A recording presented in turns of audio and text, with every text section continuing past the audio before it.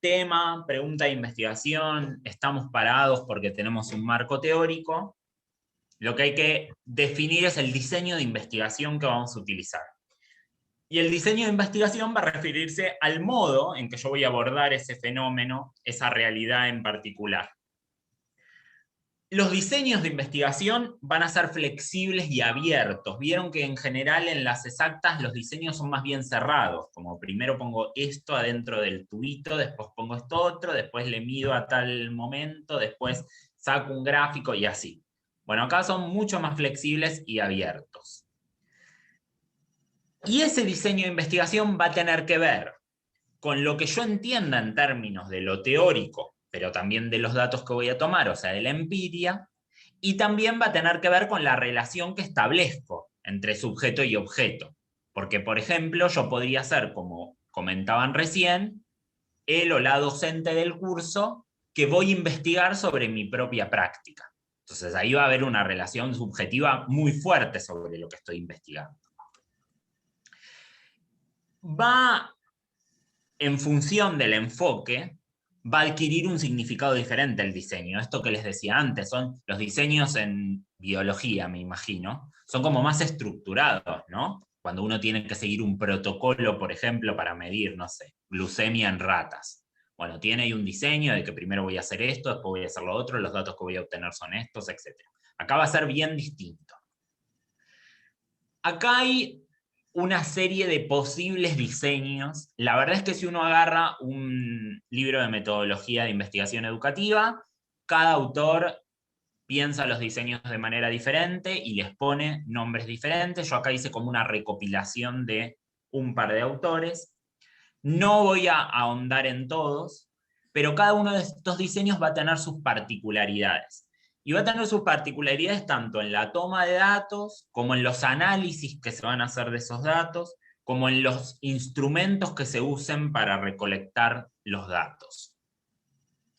Voy a mencionar solo algunos, muy brevemente. Si a alguien le pinta, le interesa y piensa que este puede ser un diseño para ustedes, me avisan y les puedo mandar bibliografía además.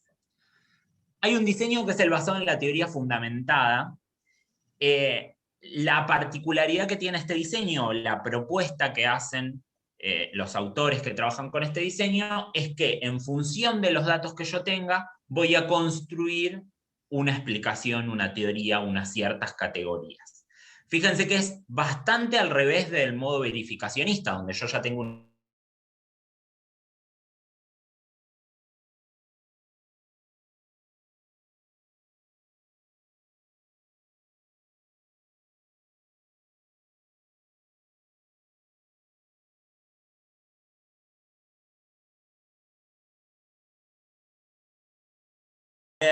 a ir a seguir tomando datos. Obviamente esto en el tiempo que tienen para hacer el trabajo de investigación no se puede hacer, no creo que se pueda hacer, pero en términos investigativos es lo que se suele hacer. Hay una recolección de datos continua, donde voy y vengo todo el tiempo sobre el dato y la teoría. En general, lo que se hace es, de ese conjunto de datos, se intentan identificar algunas ideas que son las que a mí me interesan en particular por la pregunta de investigación que tengo, y lo que hago es generar categorías teóricas, que de alguna manera funcionarían a modo de teoría. Cuando hablo de categorías teóricas, me imagino concepto, por ejemplo, no sé, resolución de problemas. Eso es una categoría teórica. Yo la puedo describir, puedo ir al mundo no sé, de los libros de texto e identificar ciertos tipos de actividades que van a corresponderse con esa categoría. Constructivismo, esa es otra categoría. ¿Se entiende a qué me refiero con categoría? Es algo que en general ustedes manejan, porque hicieron un montón de materias del profesorado, solo le estamos poniendo un nombre a eso. Solo quiero decir una cosa, en la metodología anterior, Gastón dice, bueno, uno va a buscar datos. No es que uno va vacío y dice, a ver, voy a mirar desde cómo agarran la lapicera hasta cómo hacen una argumentación, pasando por supuesto uno va con algunas ideas, no es que no va en blanco. Pero lo que está diciendo es que las categorías se construyen en función de los datos que recojo de mis intervenciones o de lo que fuera, de las observaciones. pero no fueron en blanco, ¿no? Fueron con una idea previa. Tal cual. Voy con una cierta carga teórica en mi cabeza a eso que voy a investigar, ¿no? El diseño basado en estudio de caso para mí es lo más similar a lo que pueden llegar a ser en este trabajo. ¿Por qué? Porque el estudio de casos va a estar focalizado sobre una situación en particular, un hecho en particular, algo bien como concreto. Va a tener un alto contenido descriptivo, en el sentido de que van a ir a indagar sobre algo en particular y van a poder describir esa situación, y es lo más rico que va a tener el trabajo, y eso va a permitir de alguna manera complejizar esa situación. Ahí se va a alejar bastante de lo que preguntaba la compañera al principio de todo, de las variables, ¿no? Porque yo voy a tener un montón de variables en ese caso. Y voy a poder tomar esos datos a partir de múltiples instrumentos. Puedo hacer entrevistas, observaciones de los documentos. No sé si me imagino esto de las concepciones de los docentes sobre el uso de los dibujos. Podría hacerles una entrevista, podría indagar sobre las planificaciones, etc. Y como decía Diego, en general los estudios de casos suelen utilizarse como exploraciones iniciales, para después hacer otro tipo de estudios más de profundidad. Estos dos los voy a pasar rápido. Diseño etnográfico, la que sabe bien de esto es Geraldine, así que probablemente en algún momento de la materia cuente un poco esto. Lo voy a pasar. Y este que no lo van a poder hacer acá, pero tiene que ver con investigar sobre la propia práctica, con poder poner en juego mi propia reflexión sobre aquello que pasa en mi aula. Y este último, que es un tipo de investigación que a mí en particular me parece interesante, sobre todo en términos didácticos, que es la que se llama investigación basada en diseño, que muy rápidamente el diseño de investigación tiene que ver con generar algún tipo de secuencia didáctica, ponerla en juego, analizar qué pasó con esa secuencia didáctica y volver a modificar la secuencia didáctica. Y esto se hace cíclicamente, 3, 4, 5 veces. Entonces, lo que se analiza de eso fueron los cambios que se hicieron a la secuencia didáctica para pensar en términos didácticos que aporta el campo, ¿no? No sé, de la enseñanza, de la ecología, de la evolución o de lo que sea.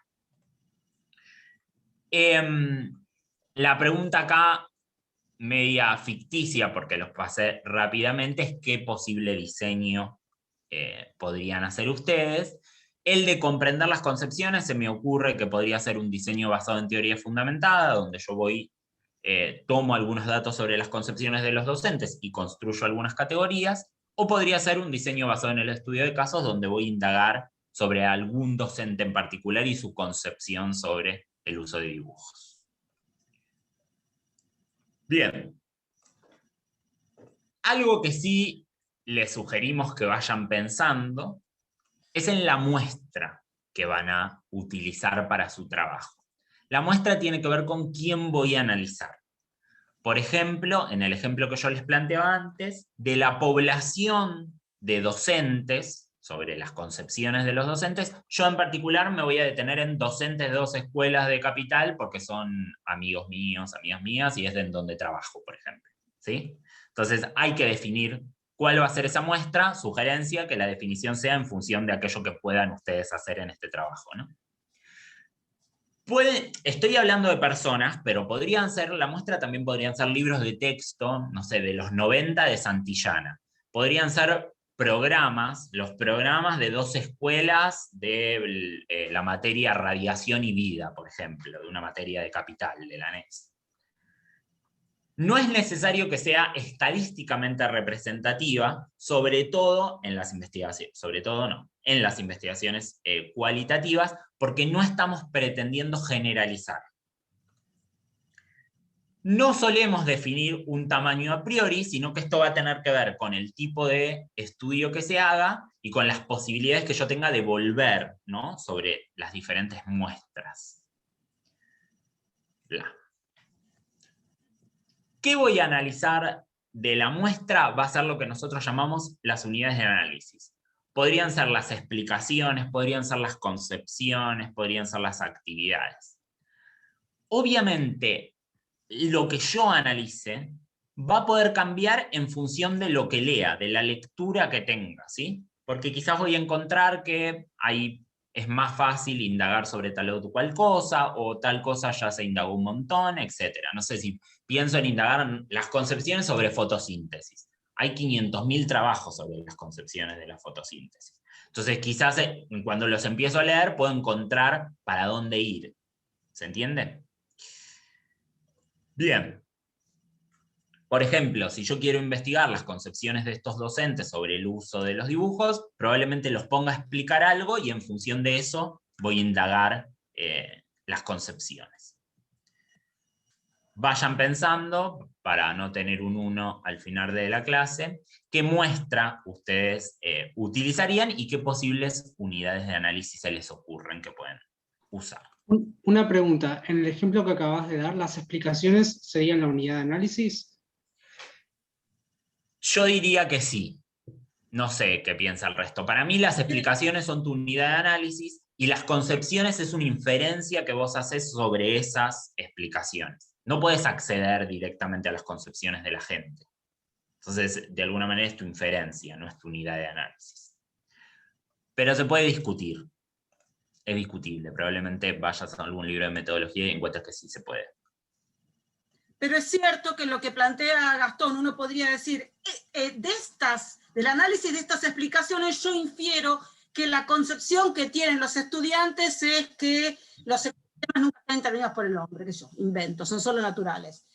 Entonces es que una cosa te permite hacer alguna interpretación sobre lo otro, lo que no implica que vos no puedas hacer un trabajo sobre cuáles son las concepciones de los estudiantes sobre los ecosistemas antropizados, yo estoy inventando. ¿Está bien? Pero en el ejemplo que él dio, la explicación es tu unidad de análisis. Es sobre aquello, sobre lo que vas a leer con la teoría, con tu marco teórico. Voy a leer eso y voy a decir, puedo decir esto sobre eso. ¿Está bien? ¿Sí, Sebastián? Perdón. Sí, gracias. No, quería hacer quería hacer un comentario sobre lo que están comentando en el chat.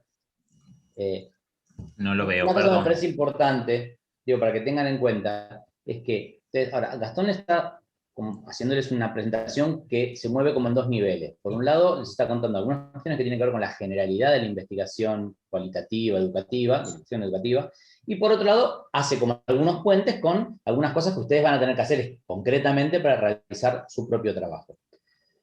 Pero nosotros partimos de la base, asumimos que, bueno, las cosas no se resuelven en el momento, no es porque Gastón ahora les cuente lo que tienen que hacer, ustedes de pronto salen de acá siendo expertos en metodología de la investigación cualitativa.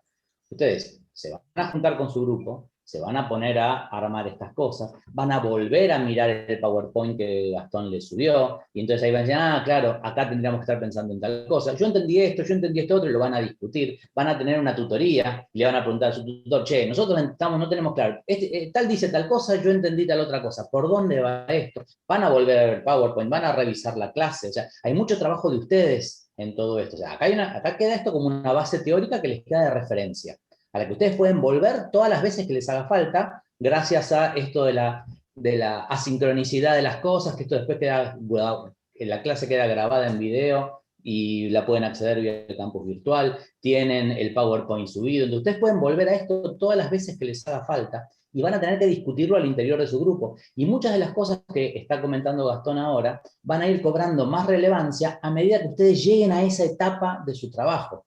Porque por ahí ahora Gastón está hablando de cosas que van a pasar, por ejemplo, más hacia de la mitad hacia adelante, y ustedes todavía no tienen ni siquiera la primera pregunta de investigación. Bueno, no hay ningún problema. Cuando la tengan y avancen, se van a trabar con otra cosa. A ver, Gastón había contado algo de cómo pensar tal aspecto. Bueno, vuelven al video, vuelven al PowerPoint, lo charlan con su tutor, si lo charlan entre ustedes. Acá hay mucho de ida y vuelta, ¿sí? Entonces esto es como una gran presentación teórica que los ubica un poco en términos generales, porque efectivamente, como dijeron algunos de los que están en el chat, la investigación en el campo de la educación tiene a priori características bastante distintas de las que ustedes están más acostumbrados.